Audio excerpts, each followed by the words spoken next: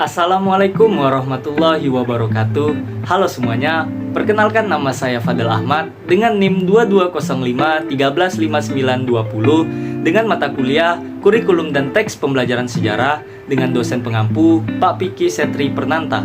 Kali ini saya akan membahas tentang perbandingan antara kurikulum 2013 dengan kurikulum Merdeka dalam pembelajaran sejarah. Adapun pembahasan materi pembelajaran sejarah yang akan saya bahas diantaranya adalah: yang pertama ada definisi kurikulum, yang kedua ada landasan hukum, yang ketiga ada karakter K13 dan K22, yang keempat ada tujuan K13 dan K22, yang kelima ada isi K13 dan K22, yang keenam ada metode K13 dan K22, dan yang terakhir yang ketujuh ada evaluasi K13 dan K22. Baiklah, poin pertama yang akan saya bahas yaitu definisi kurikulum. Kurikulum merupakan seperangkat atau sistem rencana dan pengaturan mengenai bahan pembelajaran yang dapat dipedomani dalam aktivitas belajar mengajar. Selanjutnya, poin kedua yang akan saya bahas yaitu landasan hukum K13 dan K22.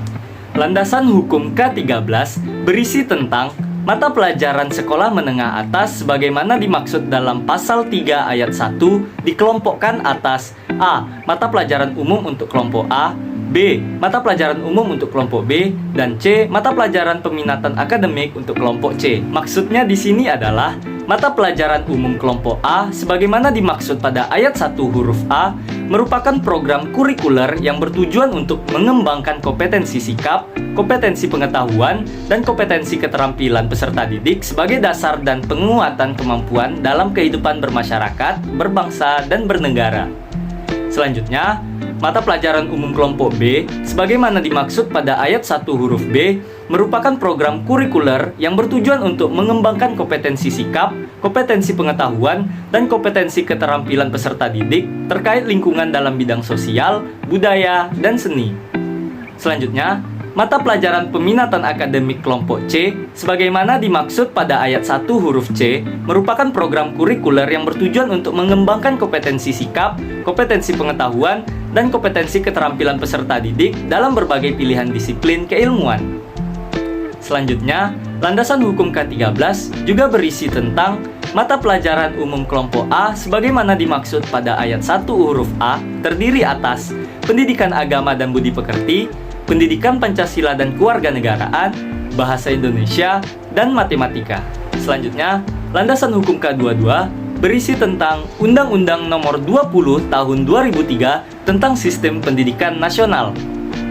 Maksudnya di sini adalah pendidikan diselenggarakan secara demokratis dan berkeadilan serta tidak diskriminatif dengan menjunjung tinggi hak asasi manusia, nilai keagamaan, nilai kultural, dan kemajemukan bangsa, serta pendidikan diselenggarakan sebagai satu kesatuan yang sistematik dengan sistem terbuka dan multimakna.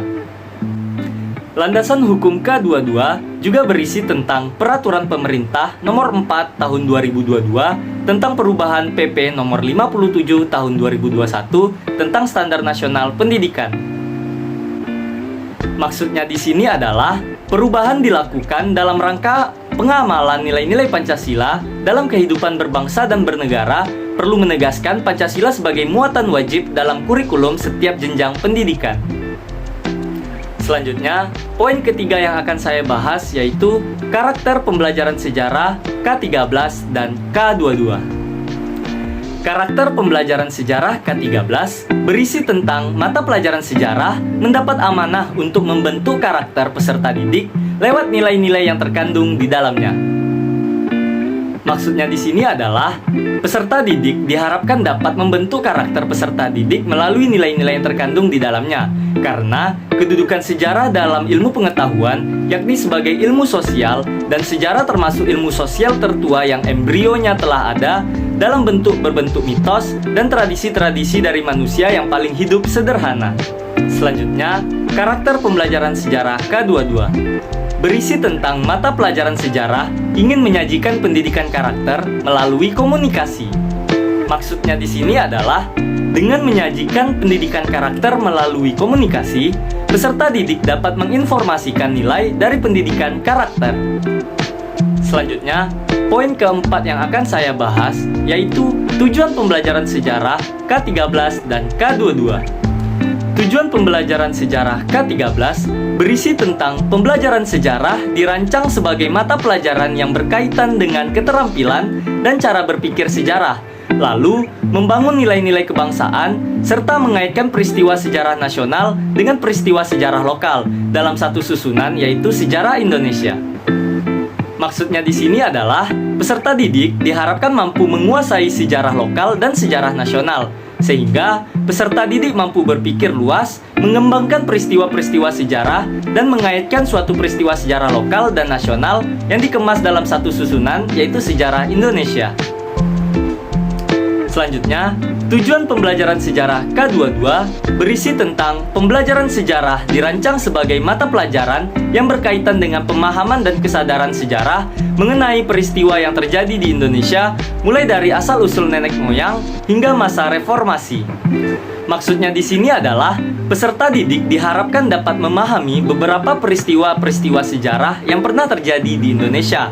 Dengan begitu, peserta didik akan mendapatkan kesadaran pada diri sendiri tentang peristiwa-peristiwa sejarah yang pernah terjadi di Indonesia. Selanjutnya, poin kelima yang akan saya bahas adalah isi pembelajaran sejarah menurut K13 dan K22. Isi pembelajaran sejarah K13. Sebelumnya, di dalam isi pembelajaran sejarah K13 ini, mata pelajaran sejarah terbagi menjadi dua. Yang pertama ada sejarah Indonesia, dan yang kedua ada sejarah peminatan. Isi pembelajaran sejarah K13 berisi tentang pengembangan keahlian dan pemahaman sejarah, serta mengkaji peristiwa sejarah seperti masa praaksara, masa kerajaan, masa penjajahan, hingga masa Orde Baru dan reformasi. Maksudnya di sini adalah peserta didik diharapkan dapat mengkaji, mempelajari, ataupun menguasai suatu materi peristiwa sejarah. Dengan begitu, peserta didik akan mendapatkan pemahaman serta keahlian dalam mengkaji suatu peristiwa sejarah. Selanjutnya, isi pembelajaran sejarah K22. Di sini, pembelajaran sejarah itu hanya terbagi menjadi satu, yaitu sejarah murni. Isi pembelajaran sejarah K22 berisi tentang untuk mengkaji peristiwa sejarah yang lebih luas, seperti revolusi besar dunia, Perang Dunia I, Perang Dunia Kedua, serta Perang Dingin. Maksudnya di sini adalah peserta didik diharapkan dapat menguasai tentang peristiwa-peristiwa sejarah dunia. Ketika peserta didik dapat mengkaji atau mempelajari peristiwa-peristiwa sejarah dunia, maka peserta didik akan dapat mengetahui bagaimana latar belakang, asal mula suatu peristiwa-peristiwa sejarah dunia dapat terjadi. Contohnya seperti Perang Dingin. Selanjutnya, poin ke-6 yang akan saya bahas yaitu metode pembelajaran sejarah K13 dan K22. Metode pembelajaran sejarah K13. Hasil penelitian dari kurikulum 2013 berdasarkan penilaian kesiapan siswa, proses, dan hasil belajar peserta didik dapat disimpulkan bahwa metode-metode pembelajaran yang dapat diterapkan yaitu metode diskusi. Maksudnya di sini adalah dengan penerapan metode diskusi, peserta didik diharapkan dapat memecahkan suatu permasalahan, menjawab pertanyaan, dan memahami pengetahuan peserta didik seputar sejarah. Selanjutnya, metode pembelajaran sejarah K22. Pada saat kurikulum Merdeka diterapkan, mapel sejarah menuntut peserta didik untuk berpikir historis. Salah satu metode untuk mencapai kemampuan berpikir historis adalah oral history. Maksudnya di sini adalah peserta didik diharapkan dapat berpikir historis. Berpikir historis merupakan sebuah proses untuk memahami hingga mengevaluasi peristiwa yang telah terjadi agar peserta didik lebih kritis dan bijak untuk mengambil sebuah pelajaran dari peristiwa tersebut. Namun, untuk mencapai kemampuan tersebut harus membutuhkan sebuah metode. Salah satu metode untuk mencapai kemampuan berpikir historis adalah oral history. Oral history atau dapat kita katakan sebagai sejarah narasi merupakan sebuah informasi atas peristiwa yang terjadi dan dikisahkan kembali oleh tokoh yang mengalami peristiwa tersebut. Peristiwa memiliki sebuah riwayat, dan riwayat dituturkan dari pelaku, kemudian dituturkan kembali hingga turun-temurun. Disinilah peserta didik dapat mengambil pelajaran dari peristiwa yang telah dituturkan. Dan poin yang terakhir yang akan saya bahas yaitu evaluasi K13 dan K22. Evaluasi K13 menggunakan penilaian formatif dan sumatif untuk melihat hasil belajar peserta didik.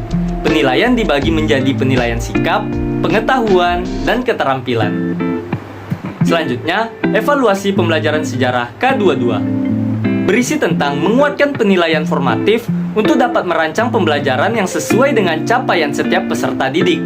Tidak ada pemisahan antara penilaian sikap, pengetahuan, dan keterampilan.